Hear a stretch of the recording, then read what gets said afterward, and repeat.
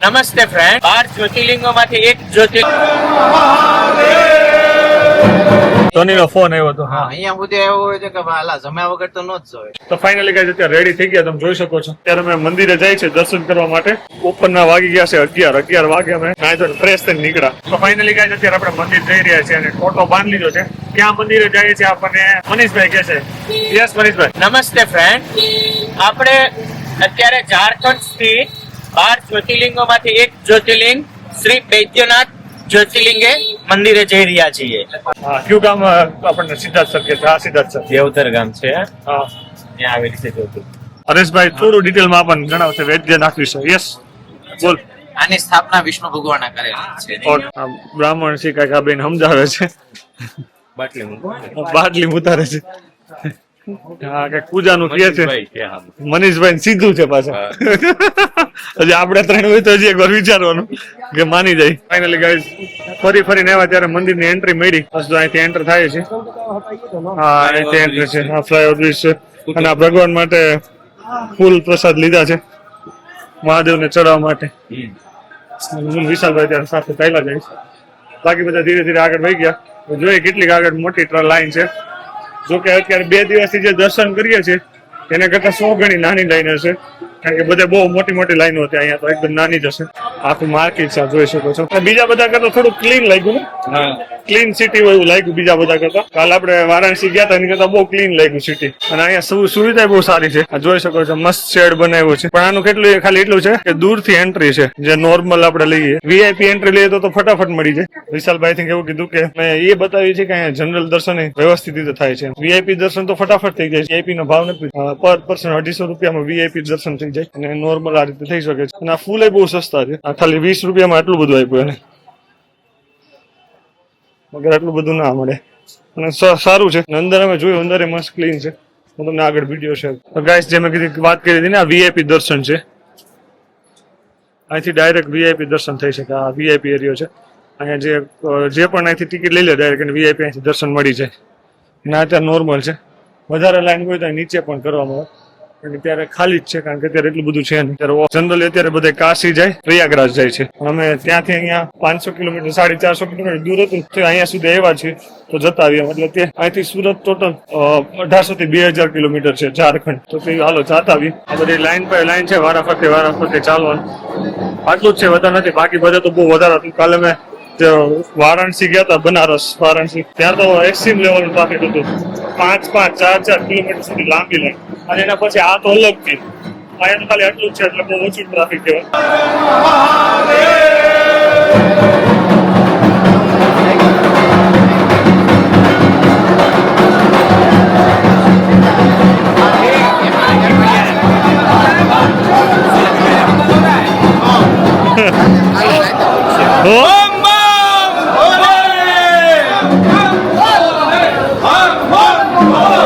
Traffic જોઈ શકો છો.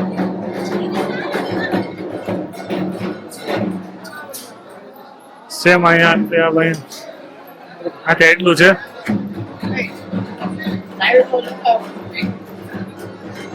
આ બહુ ઓછી લાગે મને તો, ખબર નહીં કેમ.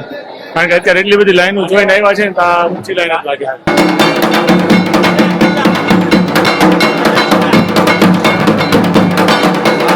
મંદિરના નીચેનો એરિયો છે, મસ્ત છે ને ઠંડુ એકદમ એટમોસ્ફિયર છે. જોઈને જ આમ બહુ ખરેખર સાથે એવું લાગે. તો બતાવો છે ઉપર આ મંદિરના ટોચ છે, નીચે સુધી આ બધા બેઠા છે. અહીંયા બધી પૂજા પાઠ કરે છે, એવું બધું છે. આ લાઈન છે જે લાઈનમાં જે થઈને આવે, લાઈન થોડીક જ છે. અહીંયા મંદિર આવી જશે. હવે આ સામે દેખાય ને, એક્ઝેક્ટ સામે દેખાય મંદિર છે. અત્યારે મંદિરનો દ્વાર ઉપર છીએ, કદાચ બધા લાઈન ઉભા જોઈએ. હવે જો અહીંથી વિડીયો શૂટ કરવા જશે કરશું, પણ અહીંથી આપણે ઝૂમ કરીને તમને બતાવી દઉં કે કેવું છે. આ મંદિરનો દ્વાર છે, અહીં પંડિતજી ઉભા છે. ફાઇનલી ગાઈઝ અત્યારે મસ્ત ચકાચક ભગવાનના દર્શન થયા છે. તમે પાછળ જોઈ શકો છો કેટલું સરસ એટમોસ્ફિયર છે. અહીંયા એકદમ શાંત વાતાવરણ છે. સ્પિરિચ્યુઅલી બહુ મસ્ત છે. અહીંયા ખાસ આવી શકો છો. ઝારખંડમાં વૈદ્યનાથ મંદિર મહાદેવ છે. એકદમ નજીકથી દર્શન ત્યાં શૂટ ના કરી શકો, બહુ જ ટ્રાફિક હતી એક્સ્ટ્રીમ લેવલની. બહુ મજા આવી. ખાસ અહીંયા આવવું જોઈએ. અહીંયા બહુ ઓછા લોકો આવે છે. બધાથી પહેલી જ્યોતિર્લિંગ છે. આની કથા બહુ જ મસ્ત છે. તમે સાંભળી શકો, યુટ્યુબ પર કશે મળી જશે, સાંભળજો. મને બહુ જ ગમી આ કથા છે. બધાથી પહેલી 12 જ્યોતિર્લિંગ ની બધાથી પહેલી જે જ્યોતિર્લિંગ આવે છે વૈદ્યનાથ મહાદેવ. પાછળ આ એક્ઝેક્ટ પાછળ મારી જે દેખાય મેઇન મંદિર છે એક્ઝેક્ટ.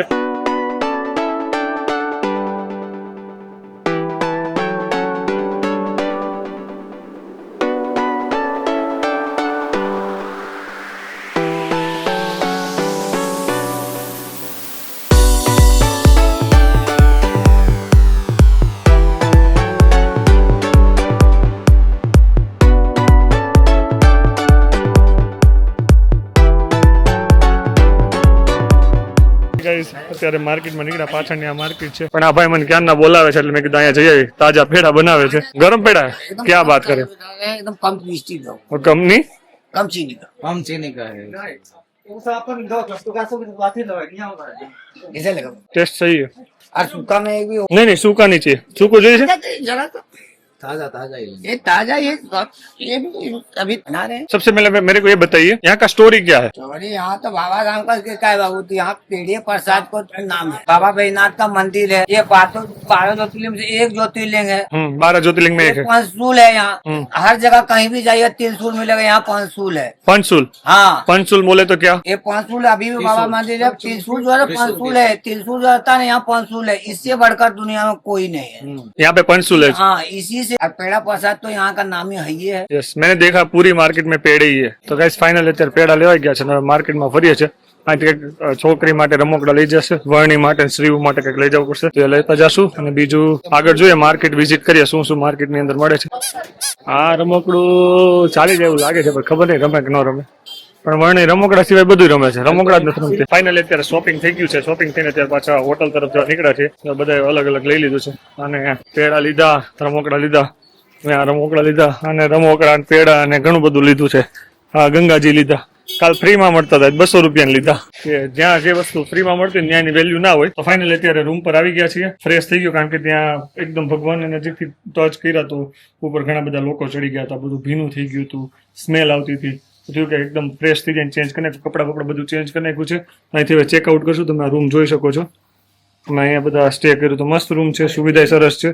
તો બસ હવે અહીંથી નીકળવાના છે. ઓલમોસ્ટ 2000 કિલોમીટર છે એટલે સમજો ને કે 30 થી 32 કલાક જેવું લાગશે. ત્યાં પહોંચીશું તો કન્ટિન્યુ ગાડીમાં છે 38 કલાક ટોટલ લાગવાના છે. 2000 કિલોમીટર છે એટલે, કારણ કે રસ્તામાં થોડું ઘણું વોટ ને જમવાનું ના હતું એટલે ઓલમોસ્ટ 38 કલાક જેવો છે હવે ટ્રાવેલિંગ છે. તો ચાલો હવે અહીંથી નીકળીએ.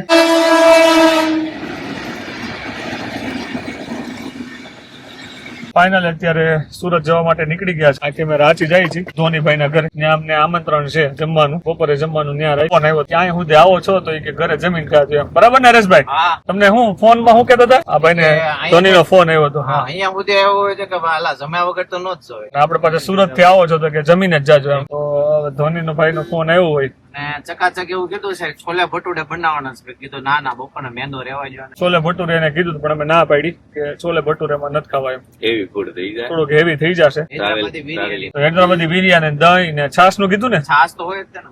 દહીં ને છાસ ને એવું કીધું છે. રોટલી નો બનાવતો કઈ વાંધો નહીં. મેં ખોટું ત્યાં બધા ભાભી ને બધા મહેનત કરવી તો પછી ખાલી અત્યારે હૈદરાબાદી બિરયાની નું. એટલે એમ પૂછ્યું કે બહાર થી ઓર્ડર કરવો છે કે ઘરે બનાવો એમ. મેં કીધું ઘરે બનાવો, ખોટું બહાર ક્યાં મગાવું, ખોટા ખર્ચો થઈ જાય એવું કરવું. કે વાંધો નહીં તો ઘરે બનાવી નાખશે. તો ચાલો મેં એના ઘરે જઈએ ત્યારે તમને વિડીયો શૂટ કરી બતાવશું. ગાડી ની અંદર જે માલિશ થાય છે એટલો બધો ન હોય.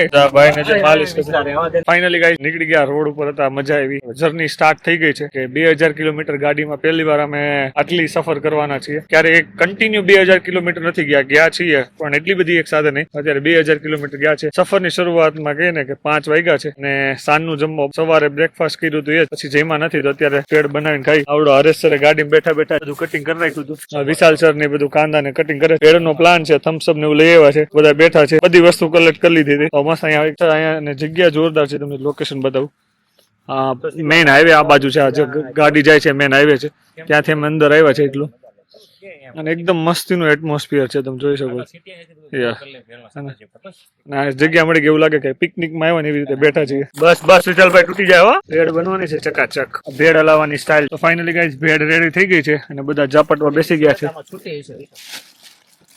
હરેશભાઈ ને બધા મહેનત કરી. બાય ધ વે થમ્સઅપ ભાઈ એટલી જલ્દી ફરતી હતી ખબર નહીં હું ઉતાવળ છે. થમ્સઅપ જ છે, બીજું કોઈ કઈ નથી. ચાલો જમી લઈએ ફટાફટથી. આ જોરદાર અનુભવ છે જે લાઈફ ટાઈમ રહેશે. આ બધી મુમેન્ટ કેપ્ચર કરી રાખી છે. ફાઇનલી પેડ ખાઈ લીધી છે, ચકાચક બની હતી, જોરદાર હરેશ સરે બનાવી દીધી. તો ચાલો અહીંથી નીકળીશું. હવે સાંજે 10-10:30 ઉભા રહીશું. ડાયરેક્ટ હવે ડિનર જ કરશું ગમે એવી હોટલમાં. અને અત્યારે હળવું ખાઈ લીધું છે એટલે વાંધો નહીં આવે. અહીંથી ફટાફટ નીકળીએ. જેટલું ઓછું ખાય એટલું પેટ વધારે સારું રહેશે. એવું ડિસાઈડ કરું કે સાંજે લેટ જમશું, પછી ત્યાંથી પાછી કન્ટિન્યુ ગાડી ચાલુ રાખશું. ફાઇનલી કઈ અત્યારે રાંચી જવા માટે નીકળ્યા છીએ. એડવેન્ચર જેવો રોડ છે ને અત્યારે જોઈ શકો છો, એકદમ સુમસાન રોડ છે. થોડી ફાટી રહી એવો જો અત્યારે હિલ છે. તો ચાલો આ એડવેન્ચર ને એન્જોય કરીએ. તમને શું સારું લાગે છે કમેન્ટ કરીને જણાવજો. અને હજી શું આમ અમે એડ કરી શકીએ, શું ઇમ્પ્રુવ કરી શકીએ પણ તમને કમેન્ટ કરીને ખાસ જણાવજો. આ રોડ તમે મેપમાં જોઈ શકો છો કઈ આટી ઘૂંટી વાળો છે. ફાઇનલી કઈ અત્યારે જે ઢાળવાળો રસ્તો તે પૂરો થઈ ગયો. ઉપર આવ્યા હતા એક રેસ્ટોરન્ટ જોઈ શકો છો. અહીંયા મસ્ત રેસ્ટોરન્ટ છે, ચાલો વિઝિટ કરાવું. મસ્ત ફ્લાવર ને એવું છે અહીંયા બે સાઈડ એવું છે, જોઈ શકો છો. રેસ્ટોરન્ટ સારી છે. કે ચાલો કઈક ભૂખ લાગી તો કઈક ખાઈ લેવી. ઉભા રહી ગયા છે અત્યારે. મસ્ત છે ગાર્ડન એ મસ્ત છે. અને આમ થોડુંક ચાલીને તો એટલું સરસ લાગે છે. હા કારણ કે ચાલીને એટલું બધું સારું લાગે છે કારણ કે 4-5 કલાકથી ગાડીમાં બેઠા હતા તો અત્યારે ચાલીને મજા આવે છે. અહીંયા જો બધા સેટ થઈ ગયા છે. હા હરેશભાઈ ગલગોટા ઝાખા જેવા છે, એકાદો બે ફરી જવાનો વિચાર છે. ગલગોટા સીધુભાઈ ભામાટું ચકાચક ગલગોટા છે. તો ફાઇનલી ગાઈસ હોટલ માંથી જમી અને નીકળી ગયા ને અત્યારે ડાયરેક્ટ રસ્તા ઉપર જ છે. કન્ટિન્યુ 2-3 કલાકથી ગાડી ચલાવીએ છીએ. આ તમે રોડ જોઈ શકો છો, બિલકુલ ખાલી છે. હાઈવે નથી પણ નોર્મલ ગામડાના રોડ થી જઈએ છીએ એટલે ટ્રાફિક ના નડે. આમ પણ વાગી ગયા છે અત્યારે 1 વાગ્યો છે. કન્ટિન્યુ 11 કલાકથી ગાડી ચલાવીએ છીએ. 12 કલાક થઈ જશે અને 500 કિલોમીટર જેવું કાપ્યું. ટોટલ 2000 કિલોમીટર હતા એટલે હજી 1500 કિલોમીટર જેવું છે. તો કન્ટિન્યુ ગાડી ચાલુ જ રાખવાની છે. ત્યારે અમે સુરત બીજા દિવસે પહોંચ્યું. કાલે બહુ મજા આવવાની છે. તો કાલે આખો દિવસ રોડ ટ્રીપ છે તો કંઈક નવા એડવેન્ચર કરશું. તો સાથે રહેજો, મજા આવશે. તો શું સારું લાગે છે એ કમેન્ટ કરીને જણાવજો. મળીએ આપણે કાલ સવારે. By guys.